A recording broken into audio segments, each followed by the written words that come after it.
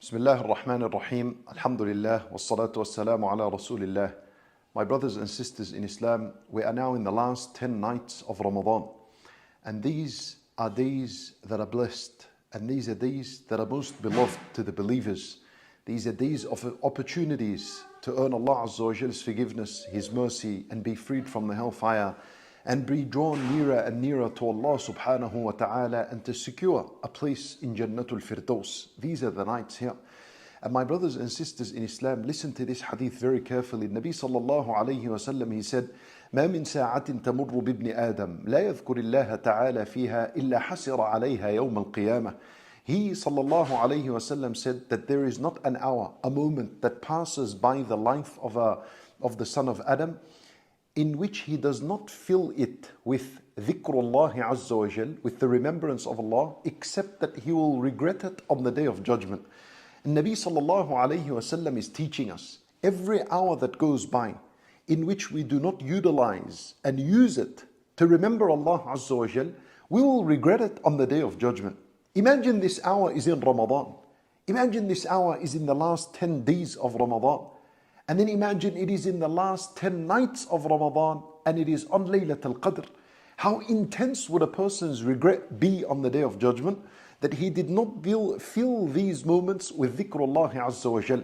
My brothers and sisters in Islam, the sunnah of the Prophet sallallahu alaihi wasallam was to increase his worship and was to put maximum effort in these nights. He did not waste a single moment. Sunnat al-Nabi sallallahu alayhi wasallam was to remain awake the entire night until the adhan of al-Fajr in the worship of Allah Azza wa Jal.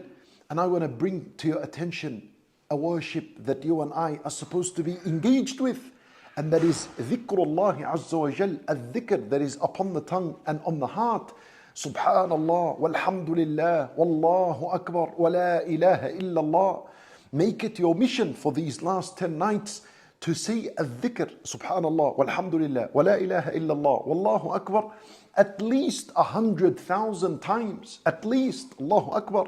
My brothers and sisters in Islam, at-tasbihah, Nabi sallallahu alayhi wa sallam, he teaches us that the one who says subhanallah 100 times would be written for him 1,000 good deeds.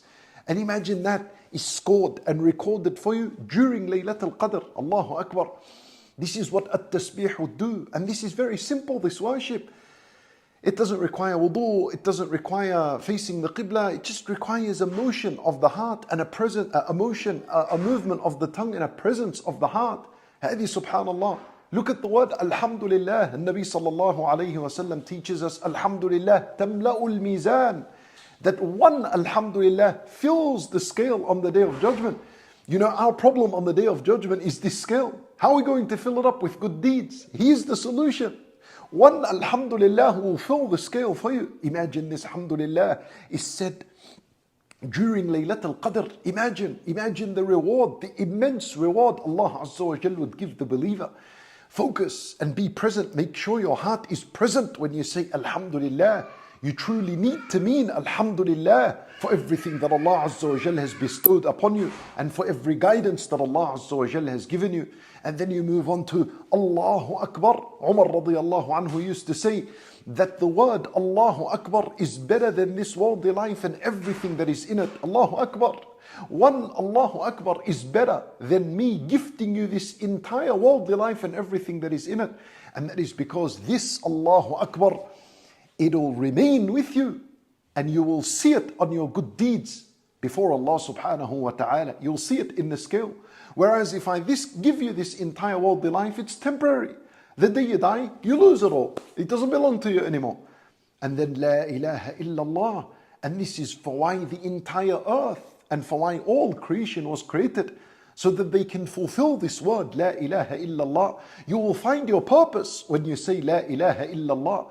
You will find the reason for why you were created when you say La ilaha illallah. And you continue to repeat this dhikr.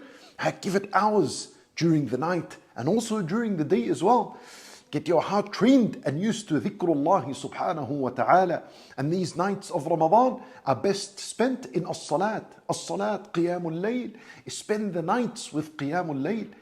pray, read the Quran with dhikr that happens in a salat from the beginning to the end of it, with dua that is happening in a salat as well, especially in your sujood, and after a sujood, and after you finish and before you begin another salat, engage in a dhikr with dua.